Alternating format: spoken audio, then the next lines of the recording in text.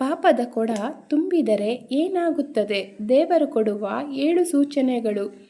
ನಮಸ್ಕಾರ ಸ್ನೇಹಿತರೆ.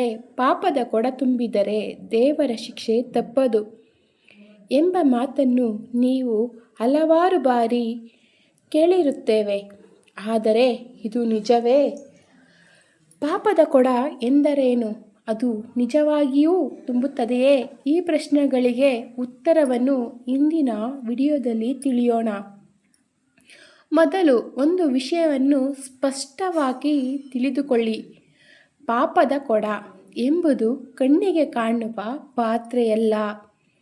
ಇದು ಅನೇಕ ಧಾರ್ಮಿಕ ಸಂಪ್ರದಾಯಗಳಲ್ಲಿ ಬಳಸುವ ರೂಪಕ.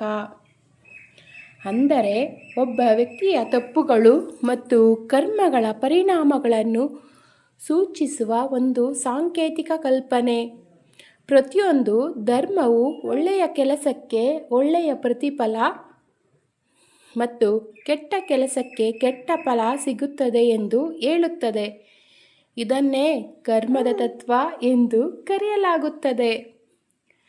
ಯಾರಾದರೂ ನಿರಂತರವಾಗಿ ಸುಳ್ಳು ಹೇಳುವುದು, ಮೋಸ ಮಾಡುವುದು, ಬೇರೆಯವರಿಗೆ ನೋವು ಕೊಡುವುದು, ಅನ್ಯಾಯ ಮಾಡುವುದು, ಹಿರಿಯರನ್ನು ಅವಮಾನಿಸುವುದು ಇಂತಹ ಕೆಲಸಗಳನ್ನು ಮಾಡುತ್ತಾ ಹೋದರೆ ಅದರ ಪರಿಣಾಮ ಒಂದಲ್ಲ ಒಂದು ದಿನ ಎದುರಾಗಬಹುದು ಎಂದು ಧಾರ್ಮಿಕ ನಂಬಿಕೆಗಳು ಹೇಳುತ್ತವೆ.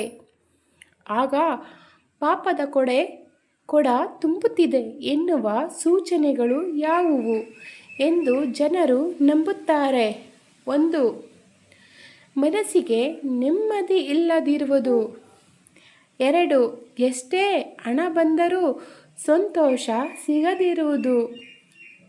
3ನೇದಾಗಿ ಸಂಬಂಧಗಳಲ್ಲಿ ನಿರಂತರ ಸಮಸ್ಯೆಗಳು. 4ನೇದಾಗಿ ತಪ್ಪು ಮಾಡಿದ ನಂತರ ಅಪರಾಧ ಭಾವನೆ ಕಾಡುವುದು. 5ನೇದಾಗಿ ಮಾಡಿದ ತಪ್ಪಿನ ಪರಿಣಾಮಗಳು ಒಂದರ ಹಿಂದೆ ಒಂದಾಗಿ ಎದುರಾಗುವುದು. 6ನೇದಾಗಿ ಒಳ್ಳೆಯ ಅವಕಾಶಗಳು ಕೈ ತಪ್ಪುತ್ತಿರುವ ಅನುಭವ. 7ನೇದಾಗಿ ಜೀವನದಲ್ಲಿ ತಾನು ಮಾಡಿದ ಕಾರ್ಯಗಳ ಬಗ್ಗೆ ಆಲೋಚನೆ ಮಾಡಲು ಒತ್ತಾಯಿಸುವಂತಹ ಘಟನೆಗಳು. ಆದರೆ ಈ ಎಲ್ಲ ಘಟನೆಗಳು ನಡೆದರೆ ಅದು ಖಂಡಿತವಾಗಿಯೂ ಪಾಪದ ಕೊಡ ತುಂಬಿದೆ ಎಂಬುದಕ್ಕೆ ವೈಜ್ಞಾನಿಕ ಸಾಕ್ಷಿಯಲ್ಲ. ಜೀವನದಲ್ಲಿ ಅನೇಕ ಕಾರಣಗಳಿಂದ ಸಮಸ್ಯೆಗಳು ಬರಬಹುದು. ಆದ್ದರಿಂದ ಪ್ರತಿಯೊಂದು ಕಷ್ಟವನ್ನು ಪಾಪದ ಶಿಕ್ಷೆ ಎಂದು ಭಾವಿಸುವುದು ಸರಿಯಲ್ಲ. ಧಾರ್ಮಿಕ ಗ್ರಂಥಗಳು ಮತ್ತೊಂದು ಮುಖ್ಯ ವಿಷಯವನ್ನು ಹೇಳುತ್ತವೆ. ನಿಜವಾದ ಪಶ್ಚಾತ್ತಾಪ, ತಪ್ಪನ್ನು ತಿದ್ದಿಕೊಳ್ಳುವ ಪ್ರಯತ್ನ, ಸತ್ಯ, ನಿಷ್ಠೆ, ದಯೆ ಮತ್ತು ಒಳ್ಳೆಯ ಕಾರ್ಯಗಳು ಜೀವನವನ್ನು ಉತ್ತಮ ದಿಕ್ಕಿನಲ್ಲಿ ಕೊಂಡೊಯ್ಯಬಹುದು ಎಂದು ನಂಬಲಾಗಿದೆ. ಆದ್ದರಿಂದ ಭಯದಿಂದ ಬದುಕುವುದಕ್ಕಿಂತ ಒಳ್ಳೆಯ ಕೆಲಸಗಳನ್ನು ಮಾಡುವುದೇ ಮುಖ್ಯ. ಇತರರಿಗೆ ಸಹಾಯ ಮಾಡಿ, ಸತ್ಯವನ್ನು ಪಾಲಿಸಿ, ಪ್ರಾಮಾಣಿಕವಾಗಿ ಬದುಕಿ. ಇವುಗಳಿಂದ ಮನಸ್ಸಿಗೂ ಶಾಂತಿ, ನೆಮ್ಮದಿ ಸಿಗುತ್ತದೆ. ಜೀವನದಲ್ಲಿ ಅಭಿವೃದ್ಧಿಯೂ ದೊರೆಯುತ್ತದೆ.